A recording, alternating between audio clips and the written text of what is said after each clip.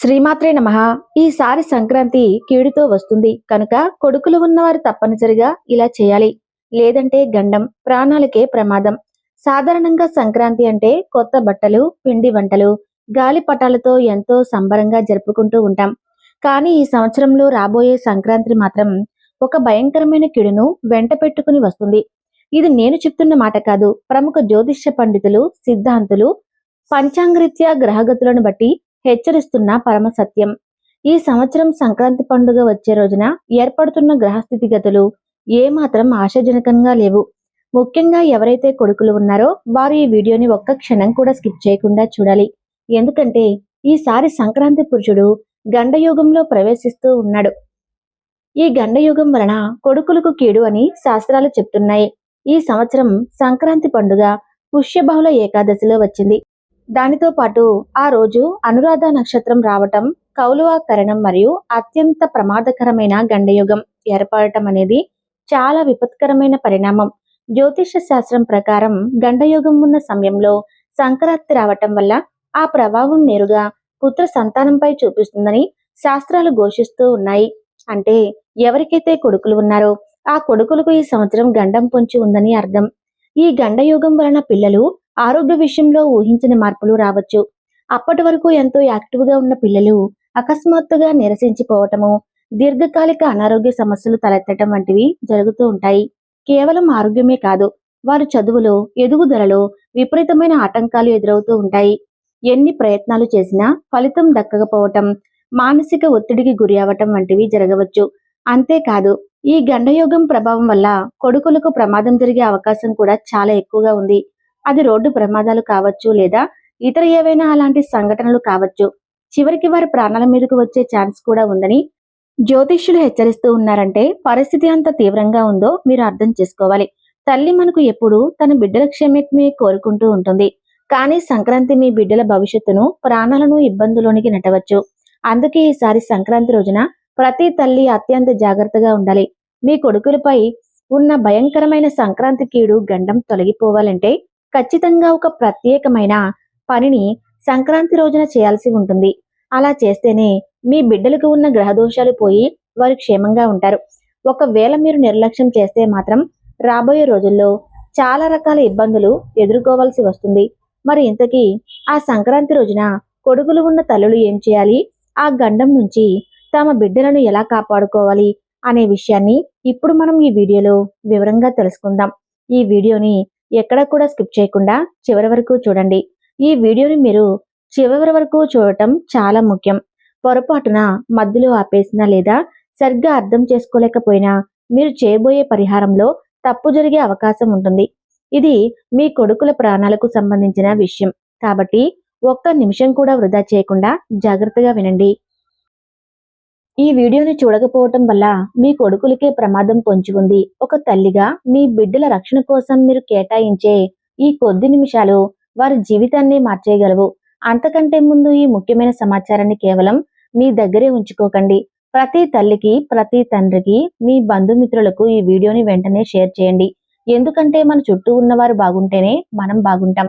మీరు చేసే ఈ ఒక షేర్ మరియు లైక్ వల్ల మరో బిడ్డకు ఉన్న గండం తొలగిపోవచ్చు. అలాగే ఈ వీడియోని ఇప్పుడే లైక్ చేయండి. మనందరి పిల్లలను ఆ దైవమే కాపాడాలని కోరుకుంటూ కామెంట్ బాక్స్లో జై శ్రీరామ్ అని భక్తితో టైప్ చేయండి. ఆ శ్రీరామచంద్రుని ఆశీస్సులు మీ పిల్లలపై ఎల్లప్పుడూ ఉండాలని మనం మనస్ఫూర్తిగా ప్రార్థిద్దాం. ఇక విషయంలోకి వస్తే, సంక్రాంతి పురుషుడు ఎప్పుడూ ఒక సందేశంతో వస్తాడు.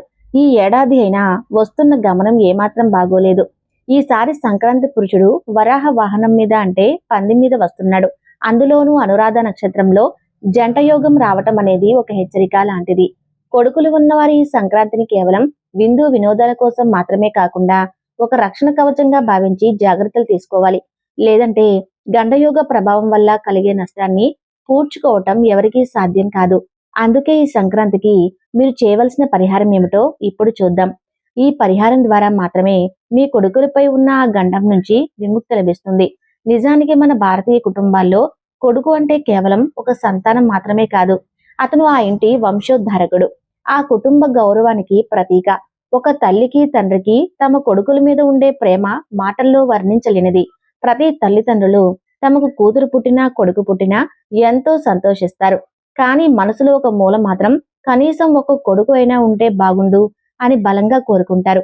ఎందుకంటే కూతురులు అపురూపమైన వారే, ఇంటికి శ్రీ మహాలక్ష్మి. కానీ వారు పెరిగి పెద్దయ్యాక పెళ్లి చేసుకుని అత్తగారింటికి వెళ్ళిపోతూ ఉంటారు. ఆ తర్వాత వారు తమ అత్తవారింటి బాధ్యతలో ఉండిపోతారు. కానీ కొడుకు అలా కాదు. తను మనతోనే ఉంటాడు, మన కళ్ళ ముందే పెరుగుతాడు, మనం ముసలివాళ్ళం అయ్యాక మనకు చేతి కర్రలా తోడుంటారని, మనల్ని ఆఖరి వరకు కంటికి రెప్పలా చూసుకుంటాడని ప్రతి తల్లిదండ్రులు ఆశపడుతూ ఉంటారు. ముసలితనంలో ఒక ఆసరా కోసం, ఒక తోడు కోసం కొడుకు ఉండాలని కోరుకోవటంలో ఏమాత్రం తప్పులేదు. కానీ ఈనాటి కాలంలో పరిస్థితులు ఎలా ఉన్నాయో మనందరం చూస్తూనే ఉన్నాం. ఒకప్పుడు కొడుకులు అంటే తల్లిదండ్రుల మాటను వేద వాక్కుగా భావించేవారు. కానీ ఇప్పుడు కాలం మారిపోయింది. నేటి తరం కొడుకులను చూస్తూ ఉంటే తల్లిదండ్రులకు సంతోషం కంటే దిగులు ఎక్కువగా ఉంటుంది. ఎందుకంటే ఈ రోజుల్లో కొడుకులు అస్సలు తల్లిదండ్రుల మాటే వినటమే మానేశారు. ఏదైనా మంచి మాట చెప్తే అది వారికి విసుగ్గా అనిపిస్తుంది. మీకేం తెలియదు, పాతకాలపు ఆలోచనలు అంటూ తల్లిదండ్రులను కించపరిచేలా మాట్లాడుతూ ఉన్నారు. దీనివల్ల తల్లిదండ్రులు తమ కొడుకుల భవిష్యత్తు గురించి ఎంతో ఆందోళన చెందుతూ ఉన్నారు. అందుకే ఈ రోజుల్లో చాలా మంది కొడుకుల కంటే కూతురులే మేలు, 100 రెట్లు ఉత్తమం అని అనటం మనం వింటూనే ఉంటున్నాం. ఎందుకంటే ఆడపిల్లలు పెళ్ళయి పుట్టింటి మీద కన్నవారి మీద ఏదో ఒక మూల మమకారం చూపిస్తూ ఉంటారు.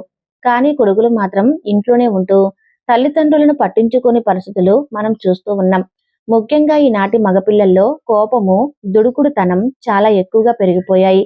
క్షణికావేశంలో వారు ఏం చేస్తారో, ఎలాంటి నిర్ణయాలు తీసుకుంటారో ఎవరికీ అర్థం కాదు. వారి ప్రవర్తన వల్ల తల్లిదండ్రులు నిత్యం భయంగా బతుకుతూ ఉన్నారు. తమ కొడుకు ఎప్పుడు ఏం చేస్తాడో, ఎప్పుడు ఎటు నుండి ఏ ఆపద వస్తుందో, కొడుకుకు ఎప్పుడు ఏమవుతుందో అని కంగారు పడని తల్లిదండ్రులు లేరంటే అతిశయోక్తి లేదు. మరీ ముఖ్యంగా ఆడపిల్లలు అయితే ఇంటి పనులు నేర్చుకుని, చదువుకుని పద్ధతిగా ఇంట్లోనే ఉంటారు. తల్లిదండ్రుల కళ్ళ ముందే తిరుగుతారు. కానీ మగపిల్లలు అలా కాదు. వారిని ఒక్క క్షణం ఇంట్లో ఉంచడం చాలా కష్టమైపోతుంది. ఇంట్లో ఉండు నాయనా, బయట తిరగకు అని ఎంత మొత్తుకున్నా వారు వినరు. స్నేహితులతో తిరగటం, పార్టీలు అని బయట తిరగటం, బైకుల మీద వేగంగా వెళ్లడం వంటి పనులు చేస్తూ ఉంటారు. దీనివల్ల వారు తల్లిదండ్రుల కంటికి దూరంగా ఉంటున్నారు. ఎప్పుడైతే పిల్లలు తల్లిదండ్రుల కళ్ళ ముందు ఉంటారో అప్పుడే రకరకాల ప్రమాదాలు పొంచి ఉంటాయి. బయట ప్రపంచంలో ఎన్నో రకాల కీడులు ఉంటాయి. ముఖ్యంగా ఈ వేగవంతమైన కాలంలో రోడ్డు ప్రమాదాలు, స్నేహితుల వల్ల వచ్చే ఇబ్బందులు, దిష్టి దోషాలు మగపిల్లలకి ఎక్కువగా ఎదురవుతూ ఉంటాయి. అందుకే కొడుకులు ఉన్న తల్లులు ప్రతి నిమిషం దేవుణ్ణి ప్రార్థిస్తూనే ఉంటారు. నా బిడ్డ ఎక్కడున్నా క్షేమంగా ఉండాలి, వాడికి ఎలాంటి దిష్టి తగలకూడదు అని కోరుకుంటూ ఉంటారు. పైగా ఈ సంవత్సరం రాబోతున్న మకర సంక్రాంతి మామూలు పండుగ కాదు. ఇది ఒక పెద్ద కీడును వెంట పెట్టుకుని వస్తుంది. ఈసారి సంక్రాంతి గండయోగంతో అనురాధ నక్షత్రంలో కలిసి వస్తుంది. ఇలాంటి గ్రహస్థితి ఉన్నప్పుడు ముఖ్యంగా మగపిల్లలకే ఎక్కువ ముప్పు ఉంటుందని శాస్త్రాలు చెప్తూ ఉన్నాయి. ఈ సంక్రాంతి తర్వాత కొడుకులు ఉన్నవారు మరింత జాగ్రత్తగా ఉండాలి. ఎందుకంటే ఈ సంక్రాంతి కీడు ప్రభావం వల్ల కొడుకులకు అనారోగ్య సమస్యలు రావటం కానీ, లేదా వారు బయట తిరుగుతున్నప్పుడు అనుకోని ప్రమాదాలు జరగటం కానీ సంభవించే అవకాశాలు కూడా ఎక్కువగా ఉన్నాయి. జ్యోతిష్య పండితులు చెప్తున్న దాని ప్రకారం ఈ గండయోగం వల్ల మగపిల్లల మీదకు కూడా వచ్చే ప్రమాదం ఉంది. అంటే ఇది ఎంత తీవ్రమైన విషయమో ఆలోచించండి. కొడుకులు ఎలాగో మాట వినరు. వారు బయట తిరుగుతూనే ఉంటారు. కానీ వారిని ఆ ప్రమాదాల నుండి కాపాడుకోవాల్సిన బాధ్యత మాత్రం తల్లిదండ్రులది. మీ కొడుకులు మీ మాట వినకపోవచ్చు, వారు దూకుడుగా ప్రవర్తించవచ్చు. కానీ ఏ తల్లి కూడా తన బిడ్డ కష్టాల్లో ఉండాలని కోరుకోరు. అందుకే ఈ సంక్రాంతికి ఉన్న కీడును తొలగించుకోవటానికి, మీ కొడుకులకు రాబోయే గండాల నుండి వారిని రక్షించుకోవడానికి ఈ పండుగ రోజున ఒక అద్భుతమైన పరిహారం చేయాల్సిన అవసరం ఎంతైనా ఉంది. మీ కొడుకులు మీ మాట విన్నా వినకపోయినా వారి మంచి కోసం ఈ పరిహారాన్ని చేయాలి అంటే కేవలం పెద్ద కొడుకులు ఉన్నవారే కాదు, చిన్నపిల్లలు ఉన్నవారు కూడా ఈ పరిహారం చేయాలి. మీ కొడుకులు చిన్న వయసు వారైనా ఈ సంక్రాంతి వల్ల వారికి కీడు జరుగుతుంది అంటే ఆరోగ్యం పాడవటము, జ్వరం రావటము, ఇలా మనం ఇదే జరుగుతుందని చెప్పలేము. ఎప్పుడు ఎటువైపు నుండి ఏ ప్రమాదం పొంచుకుని వస్తుందో చెప్పలేము కదా. అందుకే 5 సంవత్సరాల నుండి 52 సంవత్సరాల లోపు వయసు కలిగిన కొడుకులు ఉన్న ప్రతి తల్లిదండ్రులు ఈ పరిహారం తప్పనిసరిగా చేయాలి. మన పెద్దలు ఊరికే ఈ విషయాలు చెప్పలేదు. సంక్రాంతి రోజున మనం చేసే కొన్ని పనులు మన పిల్లలకు ఒక రక్షణ కవచంలా మారతాయి. ముఖ్యంగా ఈ ఏడున్న దోషం పోవాలంటే పరిహారం చేయటం తప్పనిసరి. ఈ పరిహారం చేయకపోతే మీ కొడుకుల ఆరోగ్యం దెబ్బతినడమే కాకుండా వారి అభివృద్ధి కూడా ఆగిపోయే ప్రమాదం ఉంది. వారిపై ఉన్న నెగిటివ్ శక్తిని, ఆ గండయోగ ప్రభావాన్ని తొలగించుకోవాలంటే తల్లులు నమ్మకంతో ఈ పని చేయాలి. తల్లులకు కుదరకపోతే, తల్లులు లేకపోతే తండ్రి అయిన ఈ పరిహారం చేసుకోవచ్చు. కాలం ఎప్పుడూ ఒకేలా ఉండదు. ఇలాంటి కీడులు, గండాలు వచ్చినప్పుడు మనం చేసే చిన్న చిన్న దైవిక కార్యాలయం మన బిడ్డలకు కాపాడుతూ ఉంటాయి. ఎందుకంటే ఈసారి సంక్రాంతి పురుషుడు మహోత్తర నామంతో వస్తున్నాడు. వరాహ వాహనంపై వస్తున్నాడు. ఇది సమాజంలో మరియు కుటుంబాలలో కొన్ని ఒడిదుడుకులను సూచిస్తుంది. ముఖ్యంగా పుత్రులకు కీడు అని శాస్త్రం చెప్తున్నప్పుడు మనం అశ్రద్ధ చేయకూడదు. మా వాడు బానే ఉన్నాడు కదా, మాకేం కాదులే అని అనుకోవటం చాలా పెద్ద పొరపాటు అవుతుంది. ఈ సంక్రాంతికి ప్రభావం అనేది అందరి మీద ఉంటుంది కాబట్టి ఆ కీడును పోగొట్టి మీ కొడుకులను ఆయుర ఆరోగ్యాలు ప్రసాదించేలాగా, వారికి ఎటువంటి ప్రమాదాలు జరగకుండా ఉండేలాగా మీరు ఈ సంక్రాంతి పండుగ రోజున ఈ పరిహారాన్ని చేయాలి. ఈ పరిహారాన్ని మీరు భోగి పండుగ రోజున కానీ, సంక్రాంతి పండుగ రోజు కానీ చేయండి. ఈ 2 రోజుల్లో మీ వీలును బట్టి, మీ సమయాన్ని బట్టి ఏదో ఒక రోజున ఎంచుకోండి. అయితే ఇక్కడ మీరు ఖచ్చితంగా గుర్తుంచుకోవాల్సిన ఒక ముఖ్యమైన నియమం ఉంది. అదేమిటి అంటే సంక్రాంతి పండుగ దాటిపోయిన తర్వాత అంటే కనుమ రోజు కానీ లేదా ఆ తర్వాత రోజుల్లో కానీ ఈ పరిహారం అస్సలు చేయకూడదు. ఎందుకంటే ఈ సమయంలో గ్రహాలు అనుకూలత ఈ పరిహారానికి కావలసిన శక్తి వాతావరణంలో ఉండదు.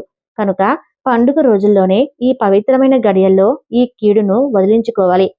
ఇక సమయం విషయానికి వస్తే దీనిని సంధ్యా సమయంలో చేయటం అత్యంత శ్రేయస్కరం. ఉదయం పూటైతే సూర్యోదయానికి దగ్గరగా ఉండే సమయం అంటే 5 గంటల నుండి 7 గంటల మధ్యలో చేయాలి. ఉదయం వేళ బ్రహ్మముహూర్తం తర్వాత వచ్చే ఈ సమయం చాలా స్వచ్ఛంగా ఉంటుంది.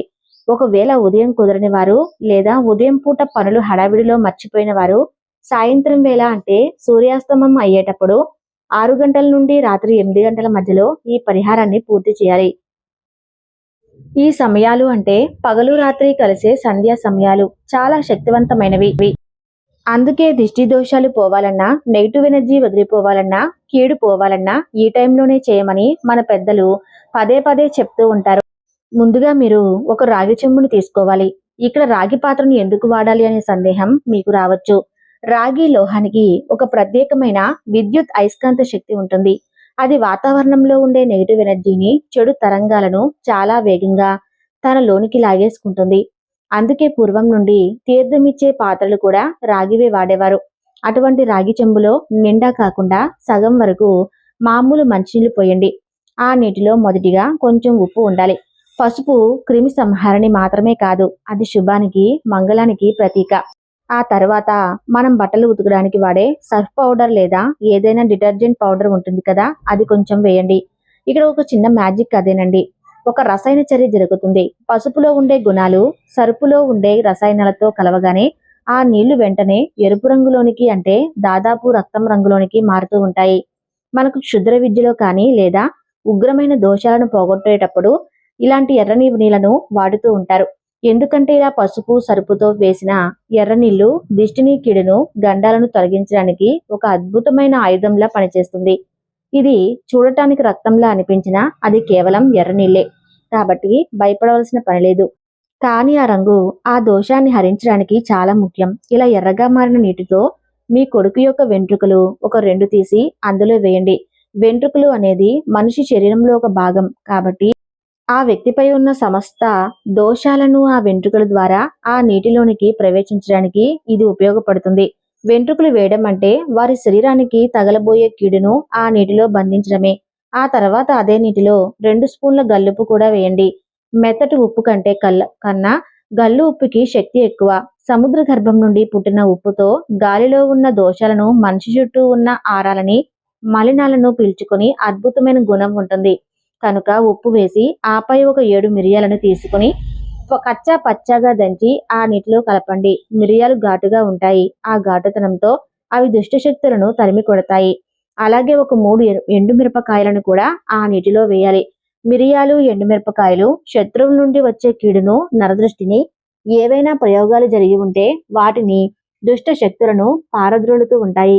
ఇవన్నీ వేశాక ఇప్పుడు మీ చూపుడు వెలుగు పెడుతూ ఆ నీటిని అంతా చక్కగా కలిపేలాగా మిక్స్ చేసేయండి. ఇలా మిక్స్ చేస్తున్నప్పుడు మీ మనసులో నా కొడుకుకు ఉన్న గండాలన్నీ తొలగిపోవాలి, ఈ సంక్రాంతి పోవాలి, నా కొడుకుకు పట్టిన పీడ వదిలిపోవాలి అని గట్టిగా సంకల్పించుకోండి. తల్లి సంకల్పానికి మించిన రక్షణ కవచం ఈ ప్రపంచంలో మరొకటి ఉండదు. ఇలా శాస్త్రవేత్తంగా సిద్ధం చేసుకున్న ఎర్రనీటి చెంబును తీసుకుని మీ కొడుకుని ఇంటి బయట అంటే గడప దాటి బయట వరండాలో కానీ ఖాళీ స్థలంలో కానీ కూర్చోపెట్టాలి. మీ కొడుకు ముఖం తూర్పు వైపు ఉండేలా చూసుకోండి. ఇప్పుడు ఎర్రనీటితో మీ కొడుకుకు దిష్టి తీయాలి. దిష్టి తీయడం అంటే ఏదో మొక్కుబడిలా తీయడం కాదు. చాలా జాగ్రత్తగా ఏకాగ్రతతో చేయాలి. ఆ చెంబును పట్టుకుని మీ కొడుకును తల చుట్టూ 3 సార్లు సవ్య దిశలో అంటే కుడివైపు నుండి ఎడమవైపుకు తిప్పాలి. ఆ తర్వాత 3 సార్లు అపసవ్య దిశలో అంటే ఎడమవైపు నుండి కుడివైపుకు తిప్పాలి. ఇలా చేయటం వల్ల వారి చుట్టూ ఉన్న ఆరా క్లీన్ అవుతుంది. తర్వాత ఆ చెంబును పట్టుకుని మీ కొడుకు తల నుండి కాలి వరకు పైనుండి కిందికి 3 సార్లు దించి దిష్టి తీయాలి. ఇలా చేయటం వల్ల శిరస్సు నుండి పాదాల వరకు శరీరంలో నరాల్లో దాగి ఉన్న అలసట, నీరసము, నెగిటివ్ ఎనర్జీ మొత్తం ఆ నీటిలోనికి దిగిపోతుంది. దిష్టి తీయడం పూర్తయిన వెంటనే ఒక్క క్షణం కూడా ఆలస్యం చేయకుండా ఆ నీటిని తీసుకుని వెళ్ళి ఇంటికి దూరంగా ఉన్న మురికి కాలువలు అంటే డ్రైనేజీలో కానీ లేదా మీ ఇంటి దగ్గరలో ఎక్కడైనా సరే నీళ్లు ఉంటే ఆ నీటిలో కానీ పారబోయాలి. ఇక్కడ మీరు అత్యంత జాగ్రత్తగా వ్యవహరించాల్సిన విషయం ఒకటి ఉంది. ఆ నీటిని జనం నడిచే దారిలో కానీ పిల్లలు ఆడుకునే చోట కానీ లేదా ఇంటి ఆవరణలో మొక్కల మొదట్లో కానీ అస్సలు పోయకూడదు. ఎందుకంటే ఆ నీటిలో ఇప్పుడు చాలా ఉగ్రమైన నెగిటివ్ ఎనర్జీ ఉంటుంది. పొరపాటున ఎవరైనా ఆ నీటిని తొక్కినా ఆ నీటి ఆవిరి తగిలినా వారికి ఆ దోషం అంటుకునే ప్రమాదం ఉంది. అందుకే డ్రైనేజీలో పోయటమే ఉత్తమం. అది వెంటనే వెళ్ళిపోతుంది. నీళ్లు పారబోసిన తర్వాత వెనక్కి తిరిగి చూడకుండా కాళ్ళు చేతులు కడుక్కొని ఇంట్లోకి రావాలి. ఈ విషయాన్ని చాలా జాగ్రత్తగా గుర్తించండి. ఇంట్లో ముఖ్యమైన విషయం, మీ ఇంట్లో ఎంతమంది కొడుకులు ఉంటే అంతమందికి విడివిడిగా నీళ్లతో విడివిడి సార్లు ఇలాగే దిష్టి తీయాలి. ఒకరికి తీసిన నీటితో మరొకరికి తీయకూడదు. లేదా అందరినీ ఒకేసారి కూర్చోబెట్టి ఒకే చెంబులో తీయకూడదు. ఎవరి కర్మ, ఎవరి దోషం వారిదే కాబట్టి ఒక్కొక్కరికి ప్రత్యేకంగా సమయం కేటాయించి పరిహారం చేయండి. సాధారణంగా సంక్రాంతి పండుగకు స్కూల్స్, కాలేజీలు సెలవులు ఇస్తారు. కాబట్టి పిల్లలు ఇంటి దగ్గరే ఉంటారు. కానీ ఒకవేళ మీ పిల్లలు చదువు రీత్యా లేదా ఉద్యోగ రీత్యా హాస్టల్లో కానీ వేరే ఊర్లో కానీ ఉన్నా సరే సాధ్యమైనంత వరకు వారిని పండుగకి ఇంటికి పిలుచుకోండి. బలవంతంగా అయినా సరే వారిని రప్పించి మరీ పరిహారం చేయండి. ఎందుకంటే వారు ప్రాణాల మీదకు వచ్చే గండాలకు, అకస్మాత్తుగా వచ్చే ప్రమాదాలను తప్పించుకోవడానికి ఇది ఎంతో అవసరం. తల్లిదండ్రులుగా వారి క్షేమం కోసం మీరు ఎంత మాత్రం చేయలేరా? ఖచ్చితంగా చేయాలి. ఒకవేళ వాళ్ళు రావటం అస్సలు కుదరకపోతే కనీసం వాళ్ళ ఫోటోకి అయినా దిష్టి తీసి ఈ పరిహారం చేసి ఆ జగన్మాతను మనసారా ప్రార్థించండి. కానీ ప్రత్యేకంగా చేయటం వల్ల కలిగే ఫలితం 100కు 100 పాళ్ళు ఉంటుంది. ఈ ఎర్రనీటి పరిహారంతో పాటు మరొక ముఖ్యమైన పని కూడా మీరు ఈ సంక్రాంతికి చేయాల్సి ఉంటుంది. ఏమీ లేదు. ఈ పండుగ పూట నువ్వులు దానం ఇవ్వండి. అంటే ఒట్టి నువ్వులు కాకుండా బెల్లంతో కలిపి ఇవ్వండి. ఈ సంక్రాంతి రోజున నువ్వులు మరియు బెల్లాన్ని కలిపి బ్రాహ్మణులకు మీ కొడుకు పేరు మీద అతని గోత్రనామాలతో సంకల్పం చెప్పుకుని దానంగా ఇవ్వాలి. అయితే ఈ రోజుల్లో నువ్వులు దానం అనగానే అది శనిదానం అని భయపడి లేదా ఇతర కారణాల వల్ల తీసుకోవడానికి అందరూ బ్రాహ్మణులు ఒప్పుకోలేకపోతున్నారు. ఒకవేళ బ్రాహ్మణులు దొరకకపోయినా లేదా వారు నిరాకరించినా మీరు కంగారు పడాల్సిన పని లేదు. దానికి ప్రత్యామ్నాయంగా కూడా ఉంది. చక్కగా మీ ఇంట్లోనే నువ్వులు బెల్లం కలిపి చిన్న చిన్న నువ్వుల ఉండలు తయారు చేయండి. ఆ ఉండలను మీ కొడుకు పేరు మీదుగా మీ ఊర్లో ఉండే పేదవారికి లేదా కాలనీలో ఉండే పేదవాళ్ళకి పంచండి. వారికి ఇచ్చేటప్పుడు ఇది గ్రహదోష నివారణకు ఇస్తున్న దానమని చెప్పాల్సిన అవసరం లేదు. పండుగ పూట చిరుతిండి పెడుతున్నామని చెప్పి చక్కగా తినమని ప్రేమతో ఇవ్వండి. వారు ఆనందంగా తింటే ఆ తృప్తి మీ కొడుకుకు రక్షగా మారుతుంది. ఆకలితో ఉన్న వారికి ఆహారం పెడితే వచ్చే పుణ్యం ఏ హోమాలు చేసినా రాదు. ఇలా చేయటం వల్ల మీ కొడుకులపై ఉన్న సంక్రాంతి కీడుగండం, గ్రహదోషాలు, దృష్టి దోషాలు అన్నీ పటాపంచలవుతాయి. ఈ పరిహారాన్ని చేయటం వల్ల కలిగే ఫలితాలు అద్భుతంగా ఉంటాయి. ఒకవేళ మీ పిల్లల మీద ఎవరైనా ఏమైనా ప్రయోగాలు చేయించి ఉన్నా మీ ఎదుగుదల చూడలేక బంధువులు లేదా ఇరుగు పొరుగు వారు ఏడ్చిన ఏడుపు వల్ల కలిగిన కళ్ళదిష్టి అంటే ఏమైనా నరదిష్టి ఉన్నా అవన్నీ ఈ పరిహారంతో మటుమాయమైపోతూ ఉంటాయి. ఇలా చేయటం వల్ల మీ పిల్లలకు రాబోయే రోజుల్లో ఎటువంటి అనారోగ్య సమస్యలు దరిచేరవు. ముఖ్యంగా సంక్రాంతి వల్ల ఏర్పడిన ఈ గండయోగం వల్ల వచ్చే కీడులు అంటే అకాల మృత్యు భయము, వాహన ప్రమాదము, నీటి గండాలు, అన్ని అగ్ని ప్రమాదాలు, ఇలాంటి ప్రాణాపాయం లాంటి ప్రమాదాలు తప్పుతాయి. విద్యార్థులు చదువులో ఏకాగ్రత కుదరక ఇబ్బంది పడుతూ ఉంటే ఈ పరిహారం తర్వాత వారిలో మంచి మార్పు వచ్చి చదువులో రాణిస్తారు. ఒకవేళ ఉద్యోగాలు చేసేవారైతే ఆఫీసుల్లో ఉండే రాజకీయాలు తగ్గి అధికారులు మెప్పు పొందుతూ ఉంటారు. వారికి త్వరలోనే ప్రమోషన్ రావటం, జీతాలు పెరగటం, ఆదాయం పెరగటం వంటి శుభ ఫలితాలు కళ్ళారా చూస్తారు. కొడుకులు వృద్ధిలోకి వస్తారు. సమాజంలో మంచి పేరు ప్రతిష్టలు సంపాదిస్తారు. ఇంకా కొంతమంది పిల్లలు ఉంటారు. వాళ్ళు వయసుకు తగ్గట్టుగా పెరగరు. సరిగ్గా ఆహారం తీసుకోరు. ఎప్పుడూ నీరసంగా, సన్నగా, బలం లేకుండా ఉంటూ తల్లిదండ్రులను బాధ పెడుతూ ఉంటారు. డాక్టర్లకు చూపించినా ఏ లోపం లేదని అంటూ ఉంటారు. అలాంటి పిల్లలకు ఖచ్చితంగా తీవ్రమైన దిష్టి దోషం ఉన్నట్లే లెక్క. అలాంటి పిల్లలకు ఈ సంక్రాంతి రోజున ఈ విధంగా దిష్టి తీస్తే వారిపై ఉన్న సంక్రాంతి కీడుతో పాటు నెగిటివ్ ఎనర్జీ కూడా పోయి జఠరాగ్ని ప్రచురిల్లి చక్కగా ఆకలి వేస్తుంది.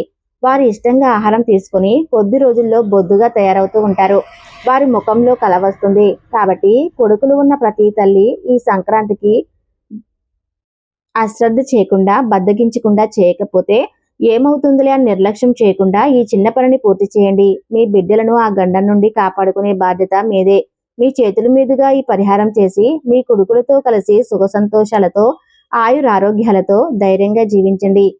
అలాగే ఈ సంవత్సరం కేవలం మీ దగ్గరే ఉంచుకోకుండా మీ స్నేహితులకు, బంధువులకు, మీకు తెలిసిన వారికి ఈ వీడియోని తప్పకుండా షేర్ చేయండి. అలాగే జై శ్రీరామ్ అని కామెంట్ చేయండి.